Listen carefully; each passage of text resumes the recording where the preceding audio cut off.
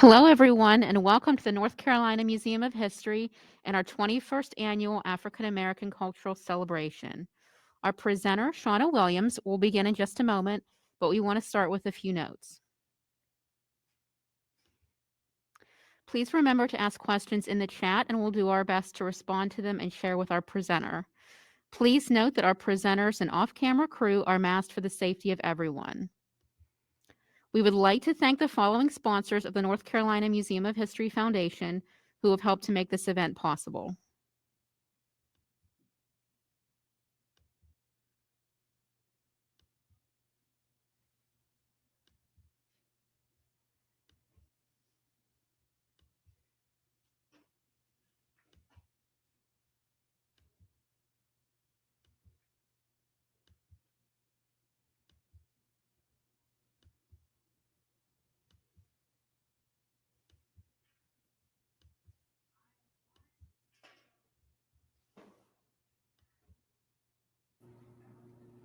Hello, and welcome to the 21st Annual African American Cultural Celebration at the North Carolina Museum of History. I'm your host for the History, Film, and Enterprise Forum.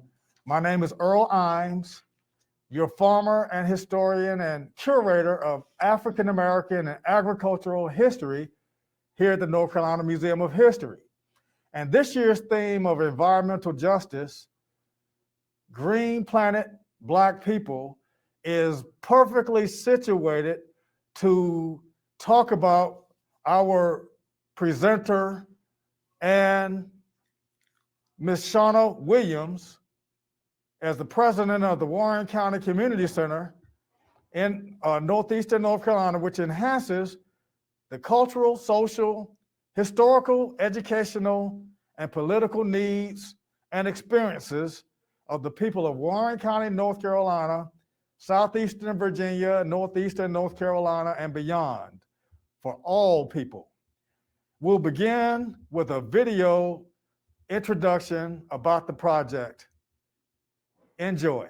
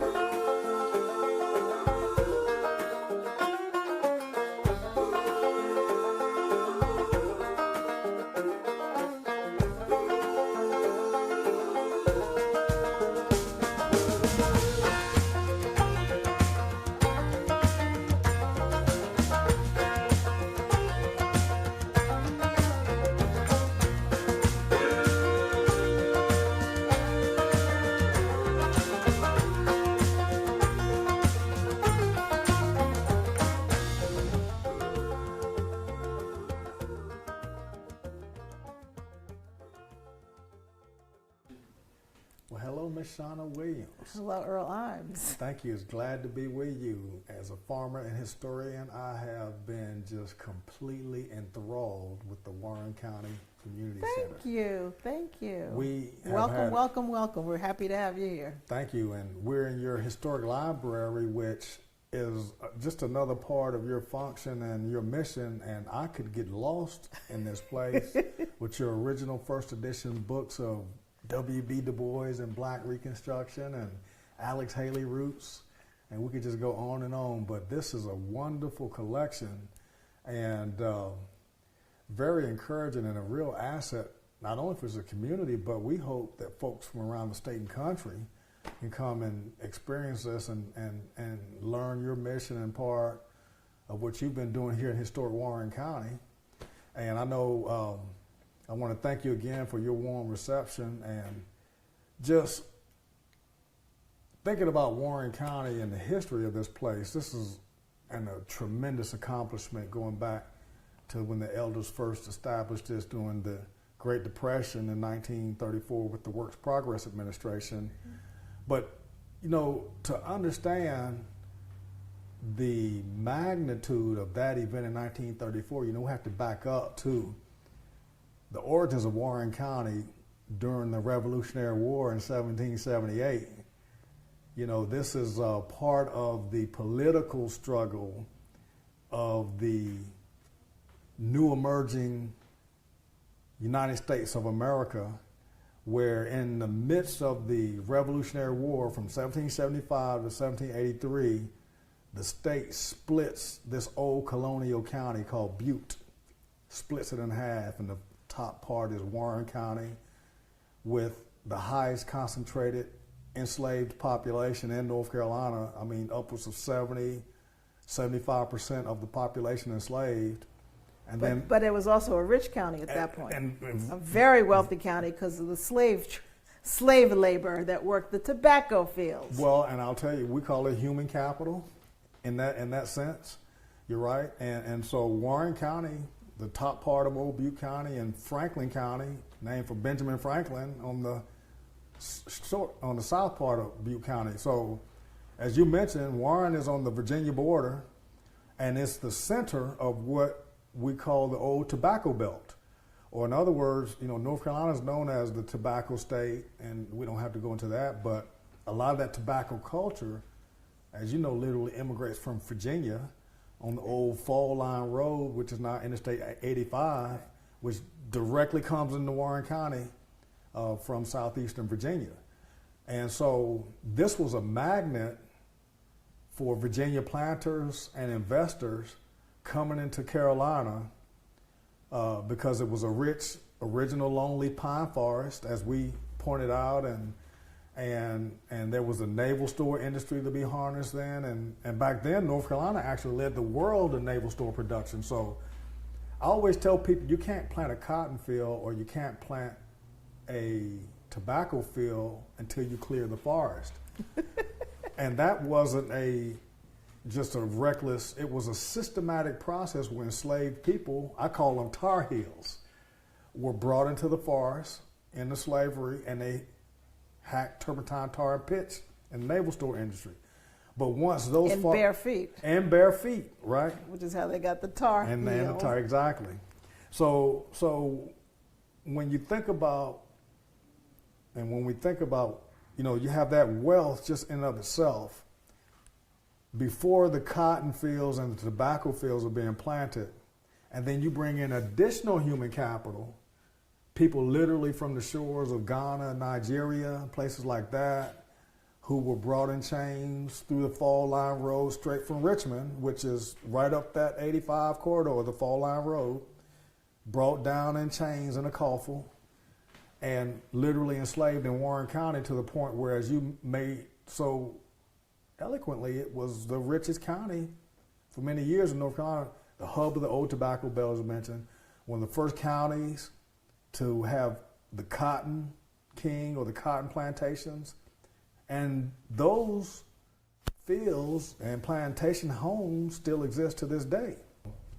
But not to belabor so much at that point in Warren County, because Warren County's African-American population of American indigenous people, and the mix of those two, what used to be called colored people, as we mentioned, comprise a majority in this county.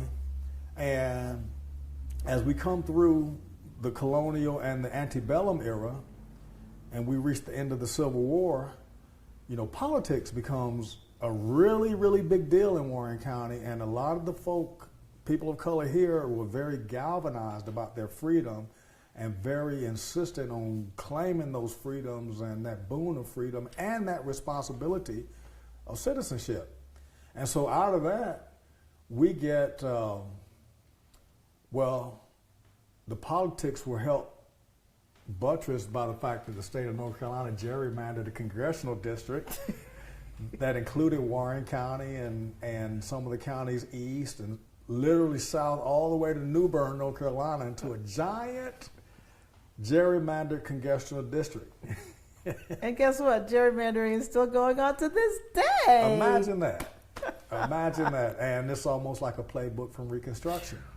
That's crazy. And so out of this is you have the segregation and the Jim Crow era that's been firmly implemented by the 20s and 30s. And so in Warren County, it's a heavy-handed measure, a heavy dose of Jim Crow and white supremacy and segregation, so much so that I understand there was an ordinance in Warrenton, North Carolina, in the 1920s and 30s that people of color could not even use a restroom downtown in Warren. Is that kind of what led to the establishment of the Warren County Community Center? There was absolutely no place for black people to use a bathroom in downtown Warrenton in the 20s and 30s. Not even an outhouse. Nothing. Amazing. The restrooms were for white only, as the sign would say. But not even a separate and unequal. Nothing. Absolutely nothing. So technically in violation of the Plessy versus Ferguson, separate but equal. But we know how much that Plessy versus Ferguson was violated over and over and over again, especially in the Confederate South. Oh yeah, very much so in Warren County as well. So kind of lead me into if I was a fly on the wall in Warren County and Warrenton and some of the folks who galvanized and said, we got to change this, we got to create, by then, we're in the middle of the Depression era in the 1930s, and President Franklin Delano Roosevelt comes in and kind of creates this New Deal. And now that is this Works Progress Administration. And you had, I believe, some very smart, courageous, educated black people in Warren County, along with some white people who were willing to help them. And they were led by a woman named Winnie B. Williams, oldest school teacher at the time. In 1934? In 1933. 33, okay. And as I like to say, she had enough. She had enough. She kept talking about the need for a reading room with lavatory facilities. Restrooms is what she meant. Right. She said for teachers, but truthfully for everybody that have of any color. Because if you came into downtown Warrenton in 1933 to do any kind of business, grocery shopping, banking, if you went around to the back of a restaurant to buy food, there was no place to sit to eat that food. You were not allowed to stand on the street to eat it. And heaven forbid you should have to use the bathroom. There was no place to go. Not even an outhouse. Nothing.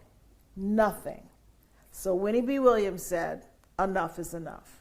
And she kept talking about it to anybody who would listen to her. And she said, we've got to have restroom facilities for colored people.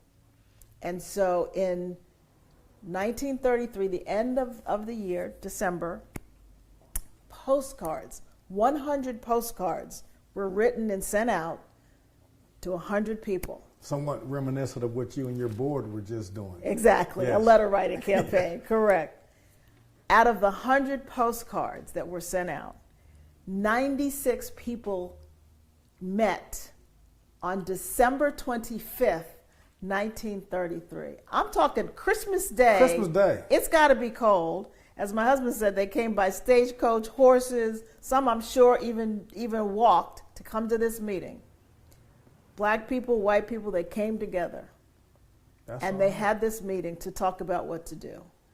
And as the history will tell us and show us, they, over 18 months of careful planning, they decided to have a board of trustees, 15 in all. And way back when this first started, they had 12 colored people, 12 colored men and 3 white men who made up the board of trustees. So there were no women. Now, there were women that were part of this helping out, but they couldn't be trustees back then. Not even Miss Winnie. Not even Miss Winnie. No. And before we leave her, let me just say, Miss Winnie B. Williams was married. She was a teacher. She was a principal, and she taught and was a principal in schools all from Warren County to Cumberland County, Fayetteville. She was all over the place. I understand she walked everywhere she went, married 5 children. She outlived her husband, every one of her 5 children, And she died at the age of 105. But you say she was retired by the time she's... No, she was the oldest living school teacher. She was still teaching. She was still teaching. Okay. Sister girl was supposed to be about 80 years old, still teaching. Now she's buried at, you'll hear about this later, Coley Springs Missionary Baptist Church. There's a cemetery right across the street from the church. She's buried out there. Oh, we have to visit. Now, that's interesting. So she retired. She's 80 some odd years old. She's walking literally. Literally walked everywhere she went. The community center is christened October 1936. Yes. So they got their articles of incorporation were drawn up July of 1934. The Works Progress Administration was alive and well, so they were able to get Works Progress Administration money, state money, local money. And evidently there was a man named Gillis Cheek who was the first president of the board. He also was an educator. From the famous Cheek family out of Halifax County? You're stretching my history. Yeah. I'm not the historian. You. But yeah, there are a long line of educators affiliated with Shaw University who are Cheek. Yeah, that's. And we're fairly sure that a lot of the voter registration education was taking place right here in this building. So the community center was built. It took them 2 years. So they started. Technically, the idea was 33, 34. They got started. I found an article written in 1935. That talked about the fact that the Negroes of Warren County must have really wanted a center really badly because they actually handmade 80,000 bricks. 80,000 bricks and built the kiln to burn the bricks in. Oh my goodness. And that was worth $1,200 to hand make 80,000 bricks. I can't even, I've always heard that bricks were made by hand, but until I read that story, and then I walk outside and I see where some of the brick is starting to crumble, because it's been there since 1934. Well, this is a jewel of a facility. I mean, I look around and I see the plaster walls and the tongue and groove ceilings and the perfectly restored pine hardwood floors, and it's a facility that today would be highly valued in any community, and I'm sure it is a tremendous asset, not only the building and the place as somewhere of not only a refuge but of learning and development. This was the only place for black people to go over the years. In a majority black county. In a majority black county, yes. Yeah, yes. And so this library that we're sitting in was a very vital part of building this building. They knew the importance of education, the importance of books to free us as a people, free your minds. Yes. And so this library was critical to the construction of this building. And in fact, it was originally called the, I believe it was the Warren County Negro Center and Library at one point. And so we even have a book that talks about the original donations that people gave in the 1930s. They've cataloged who gave what. I saw that book, and it was created by North Carolina Mutual Insurance Company out of Durham, North Carolina. At that time, the world's largest black business is chronicling the donations to the Warren County Community Center. But I mean, the other part about the library that I find fascinating, and we can give it to you, is we have the now deceased actor Earl Hyman talking about his family was from here, and he would come down in the summers. They lived in Brooklyn. He'd come back in the summers, and he said he used to love to come to North Carolina. And he remembers coming back one summer in this recently built community center for Negroes, and he's excited talking about it. And he said he came into the library, and he said, I asked the librarian for the biggest book they had. He said, because I figured the bigger book I could get, the more knowledge I could gain. And he said, what's the biggest book you have? And the librarian said, well, that would be the complete works of William Shakespeare. And so he has this big old book, and I can see him as a little boy going out with this book. And he said in the summertime it would be hot, and his parents would tell him and his brother to take off their clothes and get in their beds, respective beds, and just be quiet. And he said, but he had Shakespeare. And he said even back then he knew as a child, he knew Shakespeare was to be acted. Yes. And he actually ended up becoming an actor influenced by that book From the Warren County From the Community Warren County Community Center Library, yes. And he went on to be an actor who then acted out, I believe it was in something like 9 Shakespeare plays in his career. You know, Cosby Show was just one of the many things he did in his career. That is amazing. That I also found out that both Langston Hughes and Arna Bontemps also visited the community center. They were brought here by the school system, because, you know, school system was segregated as well. But they came here to the community center and they talked to children and to adults. A lot of people today, when they think about the Warren County Community Center, it is inseparable with the PCP and the dumping of that toxic waste here in this majority black county. And I'm holding a photograph of the dedication of a historic highway marker. You know, toxic waste illegally dumped along North Carolina roads was moved to a landfill just a few miles or a mile or two from here. It's a few miles from few here. miles It's from 2 here. miles from Coley Springs Church. 2 miles from the Coley Springs Because Church. Coley Springs Church is really where the organizing took place.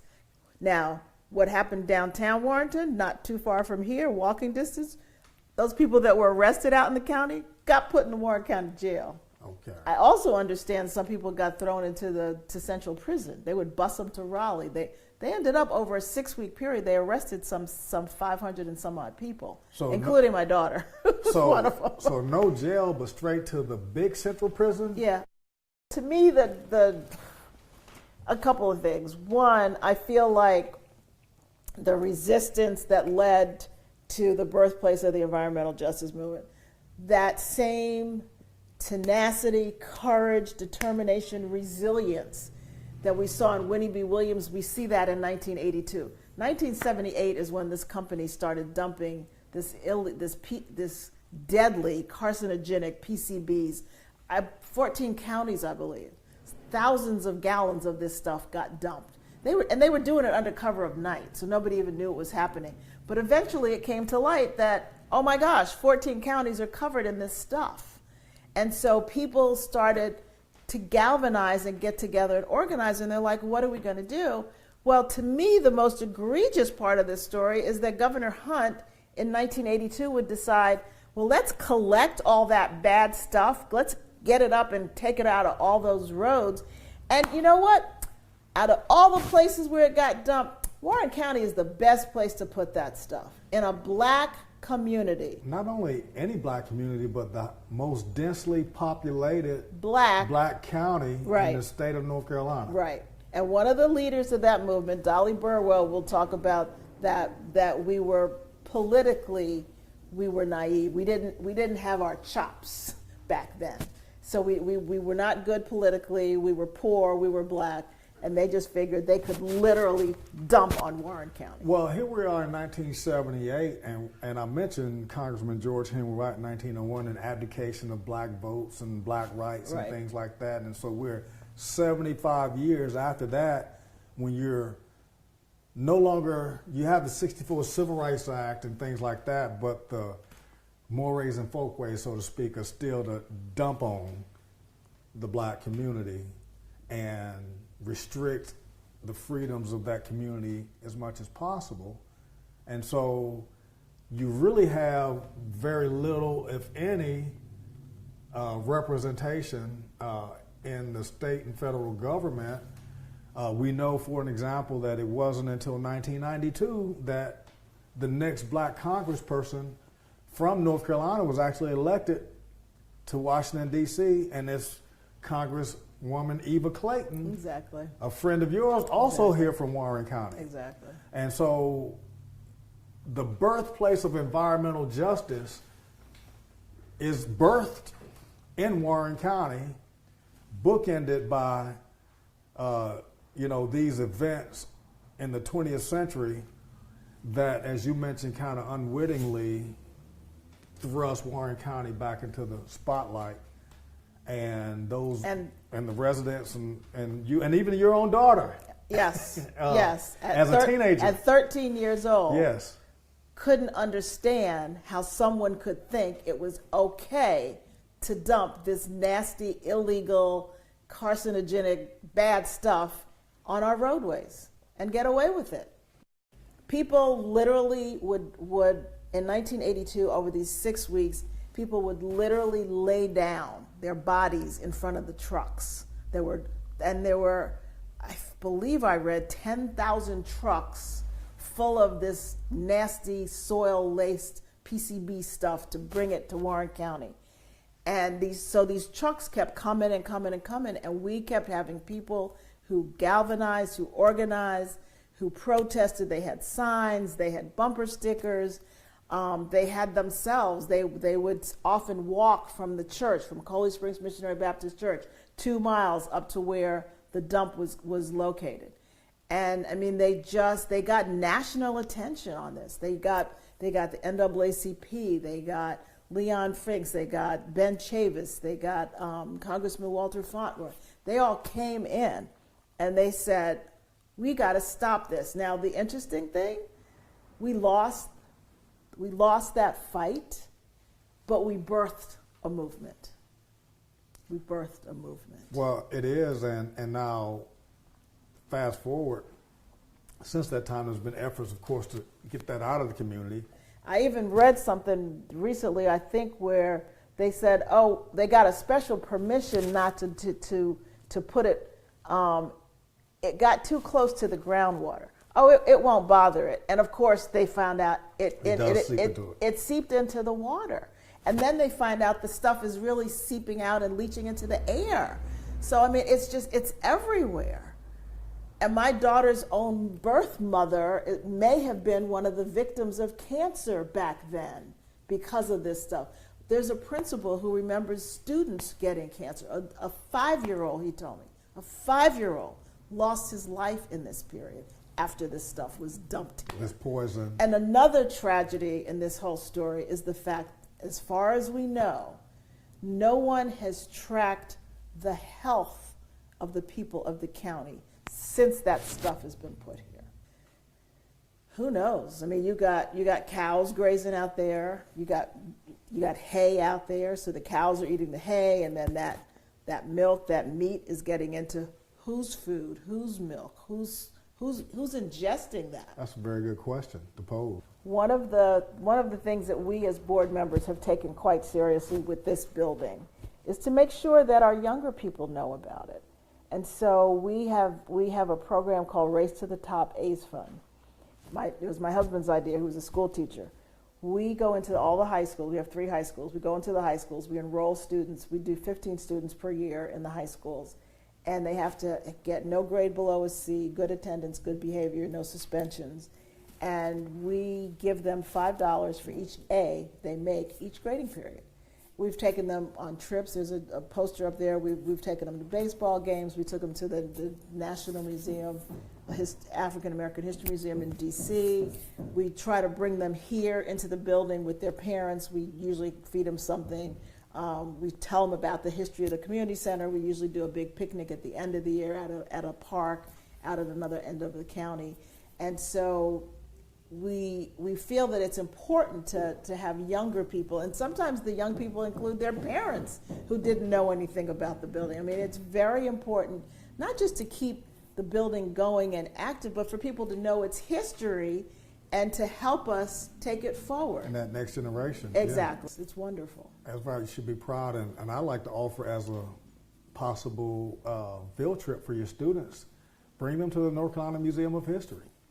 And there's lots of outreach, and we can connect with our education department and be able to. That would be great. Have Thank that. You. But as a visit, just in general, it would be great, and I would love to welcome you to the museum and you experience that. Because shockingly, a lot of kids from Warren County don't really go very many places, so we love that.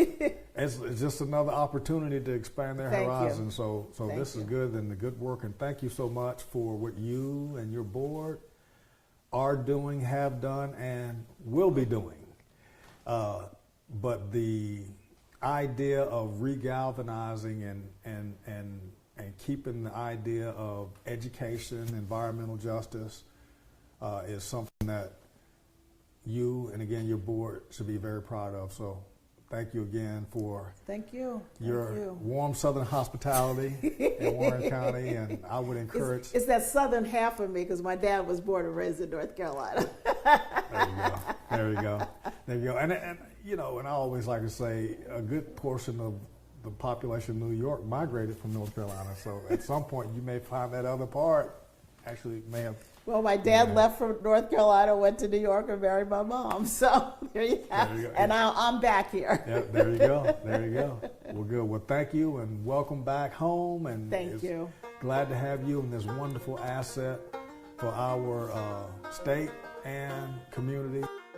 Thank you again. We're excited to have people learn about us. I think we're the little-known secret in Warren County. I really do. Not anymore.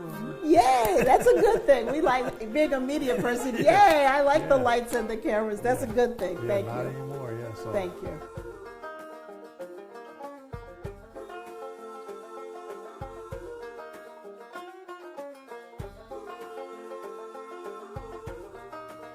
We are at the site of ground zero of the toxic PCP waste landfill located in the Shaco Creek community in Warren County, 2 miles down the country road and through this gravel road from Coley Springs Church. And the first thing that strikes us is the beautiful, peaceful tranquility. Here's a cow in the background walking up to us to see what we're doing. In fact, he's a bull, full grown. And it makes me wonder if he's out here eating the grass that's growing and what, if any, possible yes, I'm talking about you, any possible long-term effects that you might have from eating this grass, Mr. Bull. And those effects, how they might be extended to anyone who drinks your milk or eats your beef. Because the first thing I saw when I saw the cow pasture as a farmer is, what are those cattle eating? Are they eating the grass, the hay that grows in this rich farmland in Warren County, an agricultural basin in the south? Someone is farming the land because we see a recent harvest of hay where it was cropped and baled all the way at the end of the road there. That hay, having been grown out of this soil, receives its nutrients from the soil adjacent and in this toxic waste site. We can only hope and pray that it has been cleaned at least enough for Mr. Bull and the cattle to eat, and whomever drinks their milk or cheese or beef will be toxic free. But again, thank you. We are at ground zero at the site of the birthplace of environmental justice, Warren County, North Carolina. Thank you.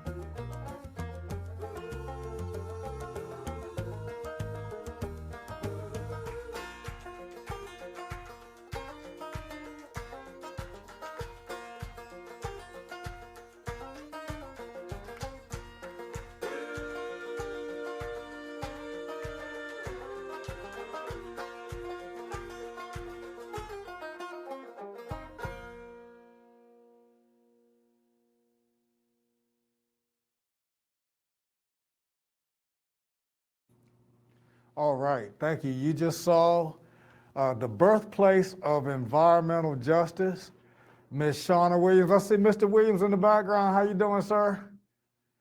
Hey, we farmers got to stick together. All right, this is great. That's right. Right. Thank you again. What a wonderful presentation, wonderful film. I think that's the first time you had a chance to see it, Miss Shauna. And It Well, was. great, Thank great. you so much. Thank you. We had a great Very time putting it together. And I know so many things are coming from the chat and questions and things, but one question I know I want to follow up with, we had a long interview and we had to edit a lot out. We could have talked all day long and we can still do some more. But for our audience, one of the things that strikes the eye about the Warren County Community Center and its role in the environmental justice movement there is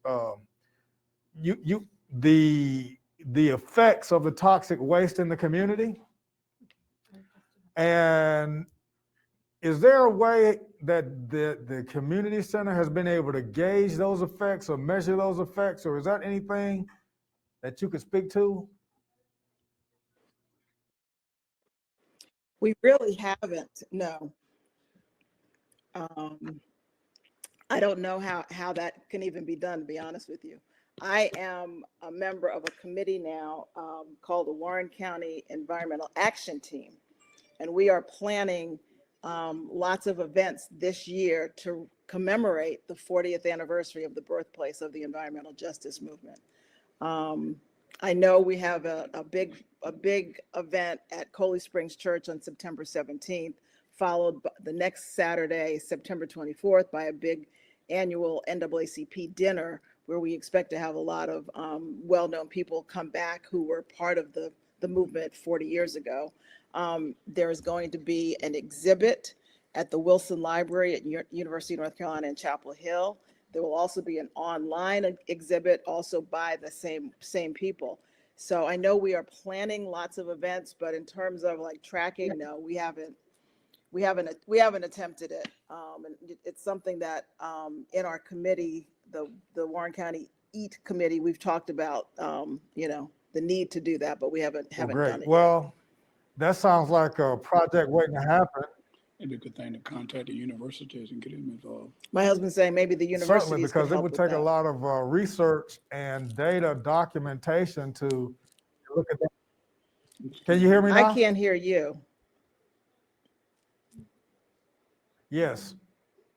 Well, I think we may be having some audio difficulty, but Ms. Shauna was indicating that on September 17th, We're having technical yes, difficulty. I can't can hear you, and we're fine. I think, can you hear me now? Well, we're fine. I think I want to reiterate to our audience that you mentioned September 17th and September 24th of 2022. There will be programs there in Warren County at the Warren County Community Center and at Coley Springs Church, which is the ground zero of the protest and the fight for environmental justice there. And so we're marking the 40th commemoration, the 40th anniversary of that event. And so when we want to learn more about that, we could could you tell us more on how we could stay in contact with you and the community center and stay abreast of that? We can certainly put something on our website, but we also have something called, oh dear, Bill Kearney, help me here, Warren County African American History Collective. It's a website, and so we will have information there. And I'm sure, I don't know what specific site at UNC, and we will certainly keep you posted so that we let you know what events we're planning to have in the coming months. We'll have a newspaper. We've been contacting some of the local universities because students were a part of that movement 40 years ago as well. So we're getting in touch with them, as well as there's so many other organizations that have come about because of the birth of the environmental justice movement. So, there are law firms and other big organizations that are dedicated now to protecting the environment. And so we're trying to get as many people involved and interested. And people have seen our website, so they are starting to say, oh, I'd like to come and help. So, and we've also, we're engaging people who were involved 40 years ago. So that's been lots of fun as well to to invite all these people to come and to join, and let's celebrate, because we did a really good thing 40 years ago, or the people here. Well, that is great. I see a couple of comments from the chat. Warren from Bill in Warren County says they will be pursuing an environmental assessment with the Warren County Environmental Action Team. And I guess you know, Bill is our facilitator for the Environmental Action Team, so he would know. Very that we're good. gonna do that. Another very good question relates to compensation, and have any of the residents who have suffered any adverse effects or health issues related to the dumping of the toxic waste in Shockoe Springs and Warren County, have they received any financial compensation? To our knowledge, absolutely none. Nothing. Not a penny, not a dime, not even a thought. Not even a thought. Well, that's something certainly, yeah, that certainly could come out of some of this research and identifying people who, and businesses too, who have been adversely, farmers who have been adversely affected. So just to pivot a little bit, and I want to come back to the Warren County Community Center and what a wonderful treasure it is and resource. And I can tell you, as a historian, I could get lost in your library. Is your library open to the public where people can come and enjoy these wonderful books and those resources that you have there? We are certainly welcome to any and everybody. Absolutely. We are, I'd like to say we're taking the time during the pandemic to get ourselves in even better shape than we are now. And we are hoping this year to be able to actually hire employees so that we can keep regular hours, because we're currently a 15-person volunteer board, but we are working towards being able to hire staff and actually be able to keep regular hours, because the people in the community have told us for years, we would like to come see your building, but we never know when you're open. So that we're working on doing that, of being able to let people come in. And you know, to your question about the health effects, this is the tragedy that nobody has even tracked it over all these years. You know, I'm sure you could pull together people who could tell you what they know happened to certain people over the years, but you know, there was a golden opportunity there for somebody to have come in here and tracked all the ill effects of that poison that was put on the soil, but it wasn't done. So we move forward. But yeah, people are always welcome.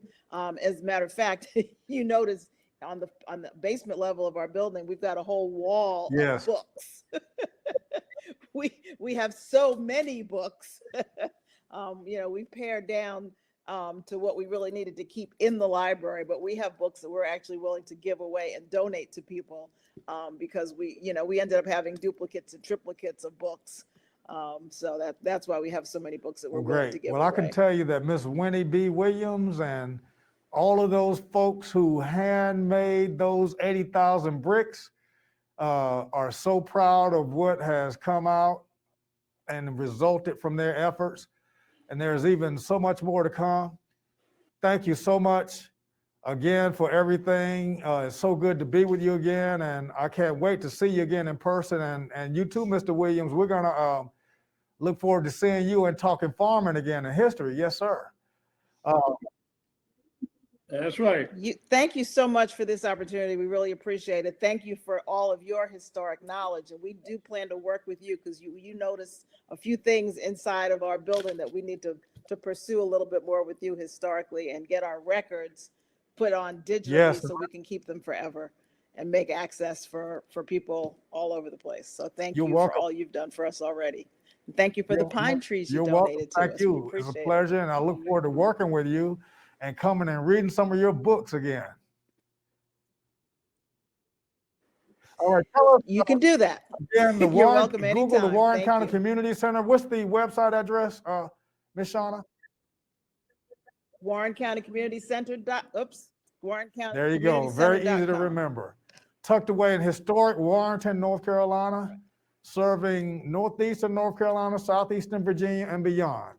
So thank you again for participating in the 21st Annual African American Cultural Celebration at the North Carolina Museum of History. You are the shining example of environmental justice.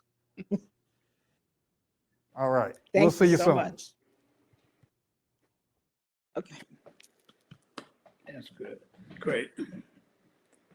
Joining us once We had again. a lot of people. And be sure to watch some live performances taking place throughout the day that we're screening on our website, That was nc-aacc.com. fabulous. Oh, I think that's Debbie Barris. Thanks That for was joining us for the fabulous. 21st Annual African Thank you. American Cultural Celebration. Oh, Bill And says we stay are going to tuned. be We'll be here pursuing till 5 reparations. o'clock. Thank you all You have so family much. research material on Black families of Warren County, example of your Williams family.